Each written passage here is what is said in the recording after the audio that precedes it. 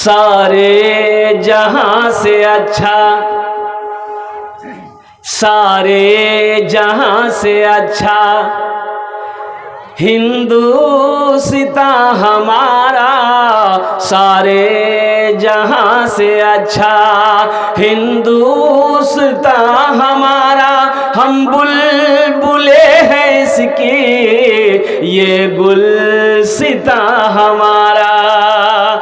मजहब नहीं सिखाता आपस में बैर रखना, मजहब नहीं सिखाता आपस में बैर रखना। हिंदी है हम वतन है हिंदुस्तान हमारा, हिंदी है हम वतन है हिंदुस्तान हमारा। संविधान इजाजत देता है हर मजहब के मानने वाले को अपने तरीके के मुताबिक वो परे करे। हमारे हिंदू भाई मंदिरों में जाते हैं, जैन अपने क्या कहते हैं कि इबादत गाहों में जाते हैं, हमारे सिख भाई वो गुरुद्वारे में जाते हैं, हमारे क्रिश्चियन भाई वो चर्च में जाते हैं। जिसका जो मजहब हो वो अपनी खुशी से अपनी मर्जी से वो परे करे, वो पूजा करे, वो इबादत करे। आप उसके ऊपर में दबाव नहीं डाल सकते, आप ज़बरदस्ती नहीं कर सकते। लकुम दीनुकुम वलिय दीन, तुम्हारे लिए तुम्हारे दिन है, मेरे लिए मेरा दिन है। इसलिए मेरे बच्चों मैं कहना यही चाहूँगा कि अपने ईमान को बचाओ।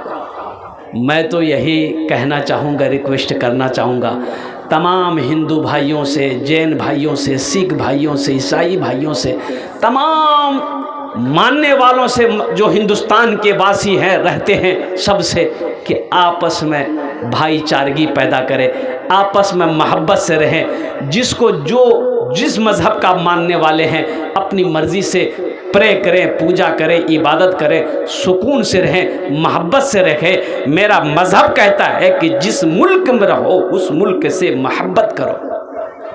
अल्लाह के रसूल की हदीस है कि जिस मुल्क में रहो उस मुल्क से मोहब्बत करो। अल्हम्दुलिल्लाह सुम्मा अल्हम्दुलिल्लाह। मुसलमान कल भी मोहब्बत हिंदुस्तान से करता था, आज भी करते हैं, सुबह क़यामत तक इंशाअल्लाह करते रहेंगे। मायूस नजर आते हैं मस्जिद के मनारे, आते ही नहीं कोई मुअज्जिन के पुकारे। मायूस नजर आते हैं मस्जिद के मनारे, आते ही नहीं कोई मुअज्जिन के पुकारे।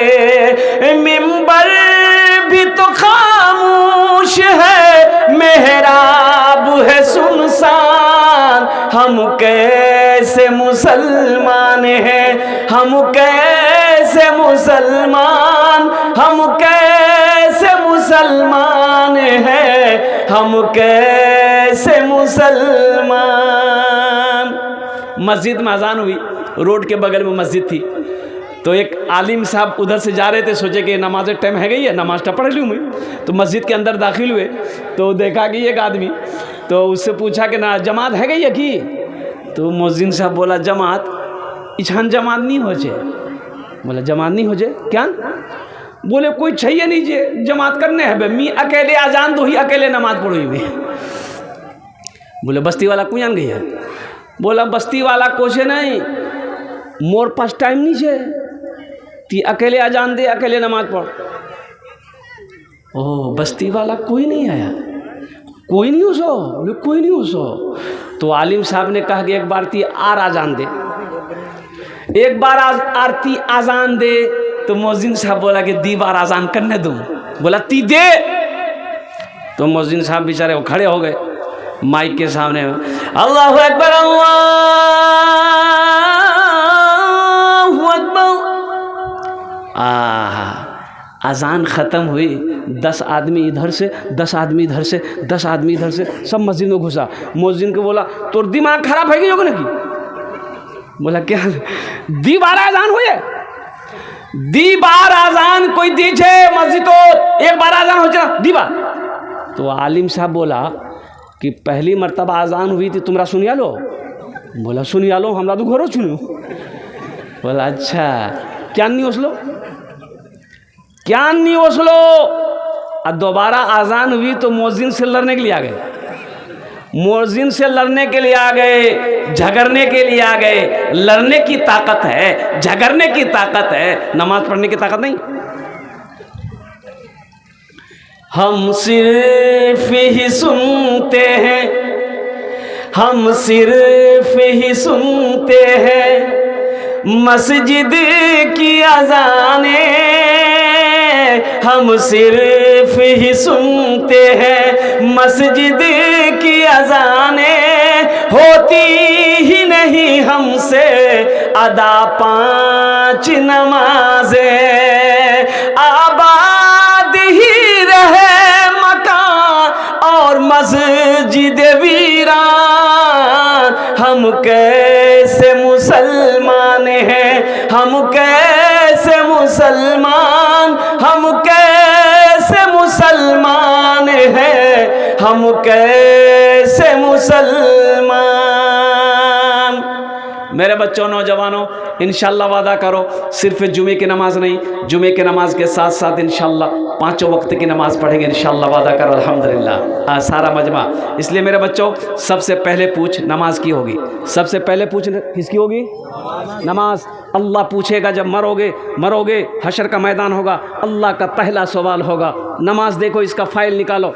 फ़ाइल निकाला जाएगा, फ़लाँ का बेटा फ़लाँ और कुर्बान जाओ, फ़ाइल रजिस्टर में देखा जाएगा, नमाज नहीं।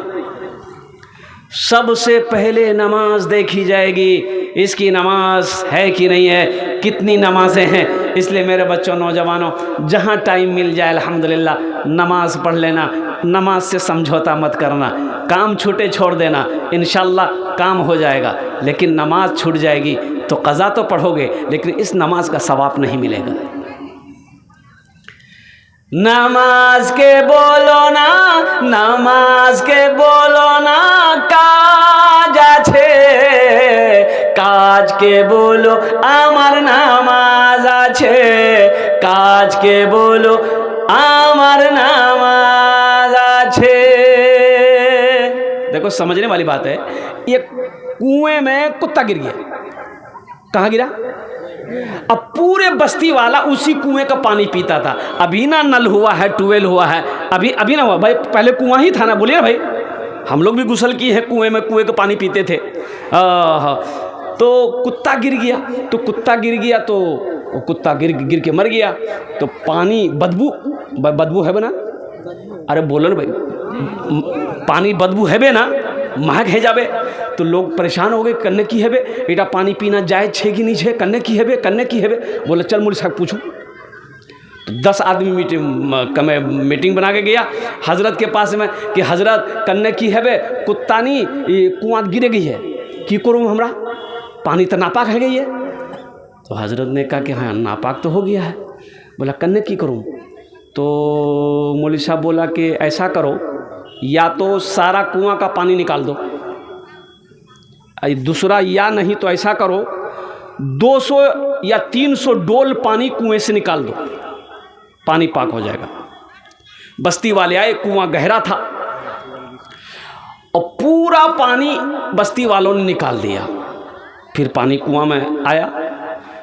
शाम को जब आदमी पानी निकाला, फिर देखता वही बदबू है, ये है, महक है, ये है। लोग परेशान हो गया कि रे भाई महक का है, हजरत तो बोले थे कि पानी निकाल देना, 200 बोले थे, हम लोग 300 डोल बाल्टी पानी निकाल दिए, पानी में बदबू है, ये है। फिर सब दौड़ के हजरत के पास गया कि हजरत ये गज़ब हो गया, पानी निकाल दिया, आप बोले पानी निकाल दो, पानी निकाल दिए, लेकिन बदबू नहीं गई है, पानी वैसे ही महक रहा है। हजरत बोला पानी महक रहा है, कितना पानी निकाले? बोला सब पानी निकाल दिए थे। बोला फिर भी महक रहा? बोला फिर भी महक रहा। तो हजरत पूछा कि कुत्ता निकाले थे? बोला नहीं कुत्ता नहीं बोला नहीं कुत्ता नहीं निकाले थे। बोला अरे अल्लाह कल का बुद्धू, तो पहले कुत्ता ना निकालोगे, कुत्ता उसी में, इसको पते नहीं है। इसलिए मेरे बच्चों, नौजवानों, सुनो, नमाजों की पाबंदी करो, सुनो, सुनकर अमल करने की कोशिश करो। मैंने यही कहना था ना कि सुनना बहादुरी नहीं है, सुनना भी बहादुरी है, लेकिन इससे डबल बहादुरी यह है कि आप सुनकर अमल करो। बस दूसरे ऑप्शन में आ जाइए। नमाज की फजीलत थी, मैंने आपको बता दिया मेरे बच्चों। दूसरे ऑप्शन पे आ जाओ, तालीम, एजुकेशन हासिल करो। देखो, मैंने ये नहीं कहता कि सिर्फ आप मौलवी बनो, नहीं, अल्हम्दुलिल्लाह हाफिज़ कुरान बन जाओ, अल्हम्दुलिल्लाह आलिम दीन बन जाओ, अल्हम्दुलिल्लाह मुफ्ती बनो, अल्हम्दुलिल्लाह। लेकिन सुनो, वहीं पर डॉक्टर भी बनो, प्रोफेसर भी बनो, मास्टर भी बनो, इंजीनियर भी बनो, वकील भी बनो, जज भी बनो, अल्हम्दुलिल्लाह सुम्मा अल्हम्दुलिल्लाह। बहुत खुशी की बात है मेरे बच्चों, इसलिए कि जाहिल रहना ये सही नहीं। जाहिल रहना, एक नौजवान कोट पैंट बूट वगैरह पहन के, चश्मा पहना, यहाँ तक बाल, चोटी वाला। अभी इधर बाज लड़का रखता है, चोटी रखता है ना। अब वो एयरपोर्ट में उतरे कलकत्ता में हम एक बार, तो और मेरे आगे एगो जा रहा था, तो वो जा रहा था, लेकिन पीछे से चोटी देख के हम समझे ये जा रही है, लेकिन चाल ढाल से पता चल रहा था, हम कंफ्यूज हो गए कि ये जा रही है कि जा रहा है। तो पीछे हम भी जा रहे हैं, तो वो मोबाइल निकाल के वो कहीं बात करने लगा, तो रुका, तो हम आगे बढ़े तो चेहरा देखे तो मोज दाढ़ी कुछ नहीं। हमने कहा कि नहीं, कंफ्यूज दूर हो गया, ये जा रहा है, जा रही नहीं है, ये लड़का है।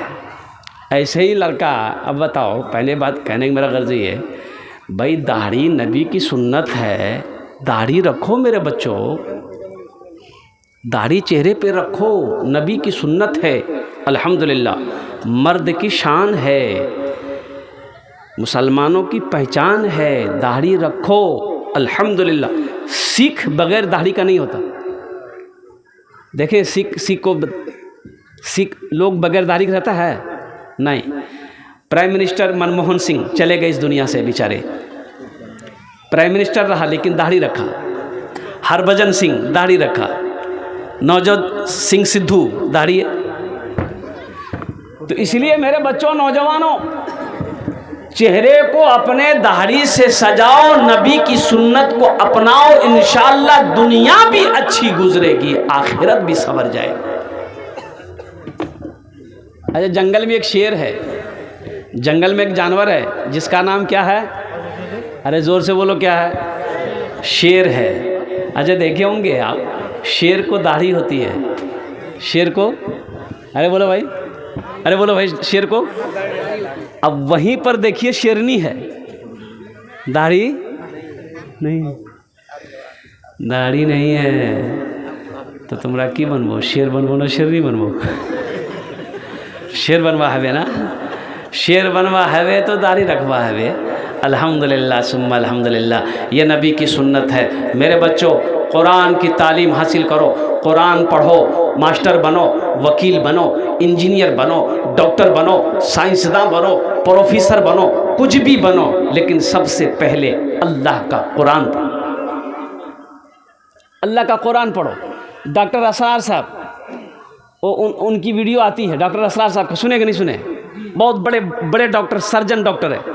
उन्होंने डॉक्टरी को ख़त्म कर दिया, डॉक्टरी लाइन को छोड़ दिया, MBBS डॉक्टर, कहाँ की डिग्री उन्होंने हासिल की, लेकिन कुर्बान जाओ, उन्होंने तालीमात को तरजीह दी, मज़हब इस्लाम की तालीम को आगे बढ़ाया, कुरान के पैगाम को पूरी दुनिया तक लोगों तक पहुंचाया है। इसलिए मेरे बच्चों, नौजवानों, मेरे कुरान में क्या नहीं है? तुमने कुरान को सही से पढ़ा नहीं है। कसम खुदा की, जिस दिन तुम कुरान को समझ कर पढ़ लोगे, अल्लाह तेरी ज़िंदगी बदल देगा।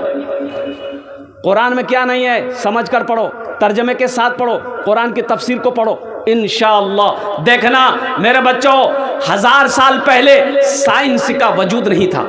साइंस का वजूद था? अरे बोलो भाई, नहीं था। और कुर्बान जाओ, अंग्रेज़ों ने कुरान को पढ़ा, अंग्रेज़ों ने कुरान को रिसर्च किया, अंग्रेज़ों ने कुरान की स्टडी किया और वो चांद पर चला गया। अब कुरान आज हमारे घर पे रखा हुआ है, हम दर दर की ठोकरें खा रहे हैं। इसलिए मेरे बच्चों, नौजवानों, और तालीम से समझौता नहीं। तो ये नौजवान कोट पैंट पहन करके और चश्मा लगाकर ससुराल गया, गाड़ी पर ससुराल गया।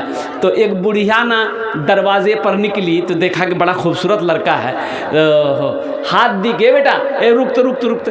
तो लड़का मोटरसाइकिल रोक दिया, बोला कि चच्ची बोलिए क्या बात है। बोला बेटा मोटरसाइकिल था खड़ा करनी, एक तो खड़ा कर। तो लड़का मोटरसाइकिल को खड़ा किया तो मोटरसाइकिल से नीचे उतरा तो बुढ़िया बोली कि बेटा मोर बेटा दिल्ली द्रोज है, वही छान कमा हाउ खत भेजिया खत। ये ज़माने में टेलीफोन मोबाइल का ज़माना नहीं था, खत चिट्ठी हमरो पढ़िया छुनो वो छाने लखनऊ। तो ईशान से घोर से मोर माँ खत लिखोल के जान खत पढ़े, फिर खत पठा, 1 महीना 2 महीना लगे। तो बुढ़िया बोली कि बेटा मोर बेटा नहीं दिल्ली द्रोज है बेटा, एटा खत हो ये 3 दिन है गई है बेटा, कोई परवाह नहीं जानो, पढ़े ती मुख सुने दे। ये लड़का बोला कि ठीक है। लड़का खत हाथ में लिया, चश्मा उतार के पॉकेट में रखा और खत खोल के रोने लगा। तो बुढ़िया जब देखी कि लड़का रो रहा है, बुढ़िया समझी मोर बेटा कुछ हो गई, तो बुढ़िया भी रोने लगी। बुढ़िया को जो रोते हुए लड़का वो उसकी बेटी अंदर में देखी तो वो भी दौड़ते हुए आई कि मोर भाया कुछ है गई है, वो भी रोने लगी। तो बस्ती वाले जमा हो गए। तो नौजवान से बोला कि रे क्या कान हुई रे कि भाई वार बेटा ठीक छे रे। बोला वार बेटा तो ठीके छे। तो ती क्या कान हुई रे। बोला मी पढ़ा लिखा नहीं छी, मी जाहिल छी, मी पढ़ा लिखा नहीं जी, मी जाहिल छी, इसीलिए हम रो रहे हैं। काश बचपन में मदरसा गए होते, काश बचपन में हम स्कूल गए होते, कॉलेज गए होते, पढ़ लिख लिए होते तो आज बुढ़िया को खत पढ़ कर सुना देते। अफसोस हम तालीम हासिल नहीं किए, हम पढ़े नहीं, इसलिए शर्मिंदगी से हम रो रहे हैं। सहरा में जंगलों में, सहरा में जंगलों में, बयाबान में पढ़ो, मीनार गिर पड़े हैं तो मैदान में पढ़ो। सहरा में जंगलों में, बयाबान में पढ़ो, मीनार गिर पड़े हैं तो मैदान में पढ़ो। ये बेखबर नजूमी तुम्हें क्या बताएंगे, कल होने वाला क्या है ये कुरान में पढ़ो, कल होने वाला क्या है ये कुरान में पढ़ो। अभी कुछ बच्चे उज़्बेकिस्तान गए हैं मेडिकल करने के लिए और अल्हम्दुलिल्लाह सुम्मा अल्हम्दुलिल्लाह। और मेरा एक बेटा वो MBBS करने के लिए, मैंने भी हिम्मत करके, एक अल्लाह के वाले बंदे मिल गए, उन्होंने कहा कि हज़रत आप बच्चे को पढ़ाना चाहते हैं, आप दीजिए, इंशाल्लाह जो खर्च होगा मैं करूँगा, फिर आप कुछ कर दीजिएगा। अल्लाह के भरोसे अल्हम्दुलिल्लाह मेरा एक बेटा उज़्बेकिस्तान गया है। और मैं आपको खुशी की बात बता दूँ, अल्लामा बुखारी रहमुल्लाह, जो बुखारी शरीफ की हदीस जिस किताब को लिखी है, उनका घर वही बुखारा है उज़्बेकिस्तान में। मेरे बेटे ने एक बहुत अच्छी बात बताई कि हाँ अब्बा, हम लोग की जमात में एक लड़का है हाफिज़ कुरान है, हाफिज़ कुरान है, और हम लोग जमात के साथ अल्हम्दुलिल्लाह अपने रूम के अंदर में नमाज़ पढ़ते हैं। हाफिज़ कुरान है, जमात के साथ नमाज पढ़ते हैं, और वो कॉलेज में रूटीन है कि नमाज़ों की पाबंदी करनी होगी आपको। आप डॉक्टर बनिए, कुछ बनिए, लेकिन नमाज़ों की पाबंदी होनी चाहिए। जब आप क्लास से आएंगे नमाज आपको पढ़ना होगा। भाई नमाज कोई छोड़ने वाली चीज़ है। हाशिम अमला को देखो मेरे बच्चों, देखो क्रिकेट की दुनिया में हाशिम अमला जाने ना, इतनी बड़ी दाढ़ी है, 25 साल का नौजवान, इतनी बड़ी दाढ़ी है। हाशिम अमला के पास किस चीज़ की कमी है? दौलत की कमी है? नहीं। शोहरत की कमी? नहीं। पैसे की कमी? नहीं। अल्लाह का खौफ देखो, कुर्बान, जब इतनी बड़ी दाढ़ी है, हो सुनो, हाशिम अमला जब तक साउथ अफ्रीका टीम में रहा वो करोड़ों रुपए जुर्माना वो देता था, करोड़ों रुपए जुर्माना इस बात का देता था कि शराब का लोगो लगा हुआ वो जर्सी नहीं पहनता था। उस पर जुर्माना किया जाए कि आप शराब का लोगो, वो शराब की बोतल का लोगो फोटो, उन्होंने कहा कि नहीं ये हम नहीं पहन सकते, हम मुसलमान हैं, मुसलमान में मेरे मज़हब में शराब हराम है, इसलिए जब शराब हराम है हम उसका प्रचार नहीं कर सकते। आपको पैसा काटना काट लीजिए, क्रिकेट खिलाना है खिलाइए, नहीं खिलाना है क्रिकेट आपको मुबारक हो, लेकिन हम अपने मज़हब से समझौता नहीं कर सकते, अपने ईमान से समझौता नहीं कर सकते। इसलिए मेरे बच्चों, ईमान बहुत बड़ी दौलत है, अपने ईमान को बचाने की कोशिश करना, नमाजों की पाबंदी हो, कुरान की तिलावत हो, इसलिए कि मरना सबको है, एक दिन अल्लाह के सामने खड़ा होना है, फिर मेरा अल्लाह पूछेगा मेरा बंदा दुनिया से आया है क्या लाया।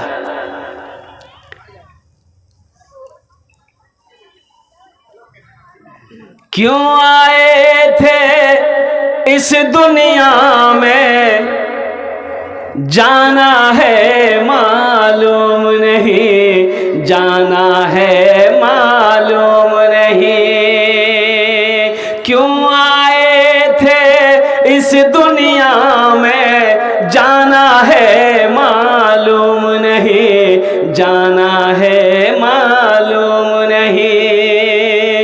सामान सफर सब ठीक करो, कब होगा सफर मालूम नहीं, कब होगा सफर मालूम नहीं, कब होगा सफर मालूम नहीं। इंशाअल्लाह मेरे बच्चों, नौजवानों, नमाज़ों की पाबंदी हो, पहली बात, पहला पैगाम नमाज़ों की पाबंदी हो, और दूसरा पैगाम ये है कि कुरान की तिलावत हो, एजुकेशन हासिल करो, मैट्रिक करो, 10वीं करो, मैट्रिक करो, इंटर करो, MA करो, BA करो, अल्हम्दुलिल्लाह, इंजीनियर, प्रोफेसर, डॉक्टर, मास्टर सब पढ़ो, अल्हम्दुलिल्लाह। एजुकेशन हासिल करो, एजुकेशन हासिल करो, लेकिन कुरान को मत छोड़ना, कुरान को नहीं छोड़ना है, रोज़ाना इसकी तिलावत करना है, कुरान के हुक्म के मुताबिक अपनी ज़िंदगी गुजारोगे, इंशाअल्लाह हलाल कमाना है, हराम के करीब नहीं जाना है। ये तुम्हें कौन बचाएगा? ये कुरान बचाएगा, अल्लाह बचाएगा, अल्लाह के रसूल की हदीस तुम्हें बचाएगी। इसलिए कि मौत बरहक है, एक दिन आनी है, आकर रहेगी, अल्लाह के सामने खड़ा होना है, अपने अमाल का हिसाब देना है। तो इंशाअल्लाह इतने मजमे में यहाँ लोग बैठे हुए हैं, जन्नत में घर कौन कौन बनाएंगे? हाथ उठाइए, इंशाअल्लाह मैं दुआ कर दूंगा। अल्हम्दुलिल्लाह सारे लोग। बस ये मदरसे का जलसा है, बच्चियों का मदरसा है। देखिए बच्चियों की तालीम, अच्छा एक बात बता दो, ए बेटा बैठ जाओ, बैठ बैठ जाओ ना कि बच्चा समझदार है। पता है मेरे पास एक बेटा एक बेटी है, मान गए, मेरे पास एक बेटा एक बेटी, हम गरीब आदमी हैं, हम एक ही बच्चा को पढ़ा सकते हैं, चाहे तो बेटी को पढ़ाएंगे चाहे बेटा को पढ़ाएंगे, इसके अलावा दोनों को नहीं पढ़ा सकते। तो आप ज़रा ईमानदारी से बताइए हमको किसको पढ़ाना चाहिए, बेटा को या बेटी को? अरे बोले, वो जोर से बोलिए। हाँ बोलिए बोलिए बोलिए। बेटी को, बेटी को। दोनों को पढ़ाने की ताकत नहीं है, हम एक ही को पढ़ा सकते हैं, चाहे बेटी को पढ़ा सकते हैं चाहे बेटा को पढ़ा सकते हैं। तो बेटी को पढ़ाओ, क्यों? इसलिए कि मर्द पढ़ा फर्द पढ़ा, मर्द पढ़ा फर्द पढ़ा, एक ही आदमी पढ़ेगा, बेटी पढ़ी पूरा खानदान पढ़ा। हाँ हाँ, और बेटी क्या कहने, मैं तो कुर्बान जाओ। देखो मक्के में कुरूने इस्लाम से पहले, इस्लाम आने से पहले बेटी पैदा होती थी जिंदा दफन कर दिया जाता था। काहे? लोग पसंद नहीं करता था, वो सरदार लोग बड़े आन वाले लोग होते थे, बड़े आन वाले लोग होते थे, वो जो बोल दिया बोल दिया, बोल दिया, अरे बोलो भाई, बोल दिया, बोल दिया तो बोल दिया, नहीं तो नहीं, हाँ तो हाँ, पीछे हटने वाले लोग नहीं। एक खान साहब से, पठान साहब से एक आदमी बोला कि भाई आपकी उम्र कितनी है? बोला 30 साल। बोला अच्छा ठीक। 3 साल के बाद फिर उसको पूछा गया, भाई आपकी उम्र कितनी होगी खान साहब? बोला 30 साल। 30 साल? ये तो 3 साल पहले आपसे पूछे थे। 3 साल। फिर 3 साल में पूछा गया कि खान साहब आपकी उम्र? बोला 30 साल। बोले अरे वाह, ये तो 30 से आगे नहीं बढ़ा। बोला खान साहब 3 बार से आपसे पूछ रहे हैं कि आपकी उम्र कितनी है, आप खाली एक ही बात बोलते हैं 30 साल 30 साल 30 साल। तो खान साहब बोला कि मैं खान हूँ जो एक बार बोलता हूँ फिर दोबारा नहीं बोलता। 30 साल तो 30 साल। एक बार मक्के के लोग, इतनी जाहिलियत थी, औरतों का कोई मकाम नहीं था। माँ क्या है वो नहीं समझता था, बीवी क्या है कुछ नहीं, कोई मकाम नहीं। बेटी पैदा हुई दफन कर दो, बेटी नहीं। क्यों नहीं जानते वो लोग बेटी को क्यों पसंद नहीं करते थे? बेटी मेरी पैदा होगी, बड़ी होगी, शादी करनी पड़ेगी, शादी करनी पड़ेगी और दामाद कोई मेरा बनेगा, मुझे दामाद आँख दिखाएगा, नहीं मैं नहीं देखूँगा। किसी की आँख देखने वाले नहीं, इसलिए ना बेटी रहेगी ना कोई मेरा दामाद बनेगा, और कुर्बान जाओ। उस ज़माने में अल्लाह के हबीब जनाब मुहम्मदुर रसूलुल्लाह सल्लल्लाहु अलैहि वसल्लम के घर में बेटी पैदा हुई। सबसे बड़ी बेटी सैयदा ज़ैनब। जानते हो मुसलमानों, नौजवानों सुनो, एक बेटी नहीं, अल्लाह के रसूल सल्लल्लाहु अलैहि वसल्लम के घर में 4 बेटी पैदा हुई। क्या बेटी पैदा हुई? 4 बेटी। और मक्के की गलियां गवाह है, अल्लाह के रसूल सल्लल्लाहु अलैहि वसल्लम कभी कभी अपनी बेटी सैयदा ज़ैनब रदी अल्लाह ताला अन्हा को सीने से लगाकर, बच्ची सीने से लगाकर मक्के की गलियों में घुमा करते थे। ये बेटी को बताना, ये मकसद ये था। बेटी का मकाम समझो। एक नौजवान बोला कि हजरत दुआ कर दीजिए, बहुत घबराया हुआ था। हमने कहा क्या हुआ, खैरियत है? बोला खैरियत नहीं है, बीवी को डिलीवरी होने वाला है, किशनगंज लेके जा रहे हैं, दुआ कर दिए। हमने जाओ अल्लाह अच्छा करेगा, जाओ दुआ कर। बोला नहीं ये दुआ मत कीजिए, अच्छा कर देगा। बोले कौन दुआ करेगा? बोला दुआ ये कर दीजिए कि मुन्ना हो जाए।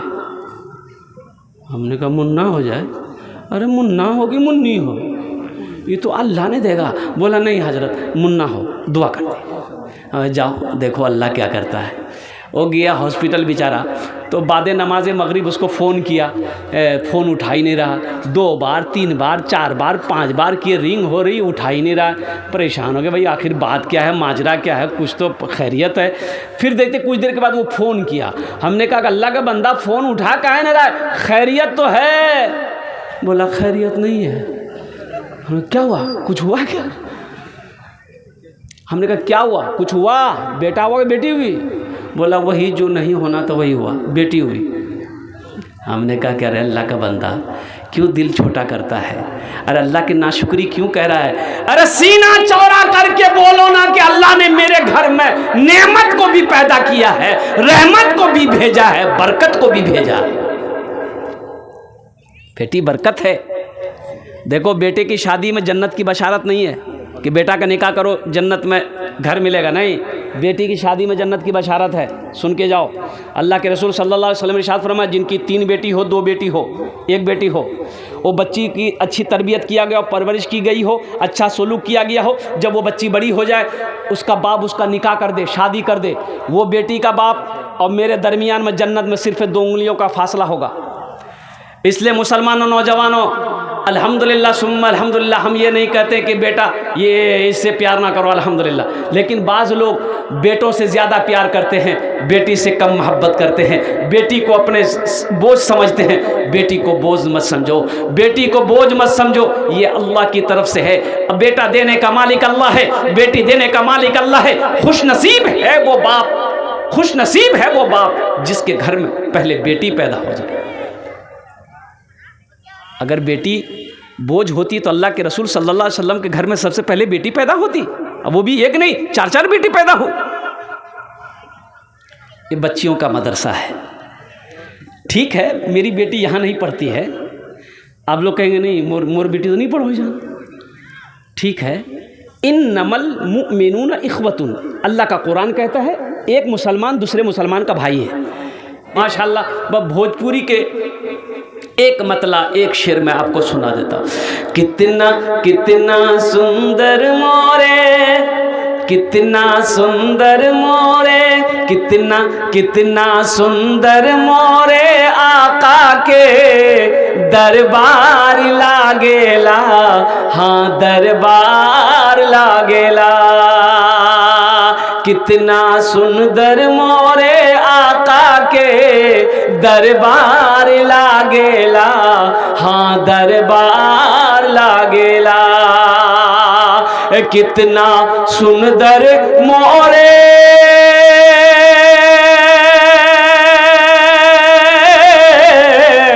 कितना सुंदर मोरे आका के दरबार लागेला। बागे तैबा नगरिया, हाँ बागे तैबा नगरिया जन्नत के बाजार लागेला, हाँ बाजार लागेला। बागे तैबा नगरिया जन्नत के बाजार लागेला, हाँ बाजार लागेला। माशाअल्लाह 1000, 2000, 3000, 4000, 5000 हमारे नौजवानों ने दे दिया है। अच्छा वो लोग भी आ जाए इंशाअल्लाह अल्हम्दुलिल्लाह, जो धान लिखवाना चाहते हैं या पैसा देना चाहते हैं। देखिए 500 रुपया आप ऐसे भी दे दें माँ बाप के नाम पर, अपने मरहूमीन मरहूमात की सालो सवाब की नीयत से। अच्छा वो लोग भी आ जाए जो हमेशा बीमार रहते हैं, घर में बीमार है, बीवी बीमार है, बाप बीमार है, माँ बीमार है, परेशानी है, उलझन है, अब उसमें भी सदका करो। अल्लाह सदक़े की बरकत से बीमार को मुकम्मल सेहत व तंदुरुस्ती अता फरमाएगा। मेरे बच्चों सदका करना, हाथ को हमेशा खुला रखना। मेरा अल्लाह कहता है मैंने तुम्हें दौलत दिया, माल दिया, मेरे रास्ते में खर्च करो। तुम खर्च करते रहोगे, हम तुम्हें देते रहेंगे। अगर तुम रोक लोगे तो हम भी रोक लेंगे। तो पता ये चला कि खर्च करने में फायदा है, रोकने में फायदा है। कोई नौजवान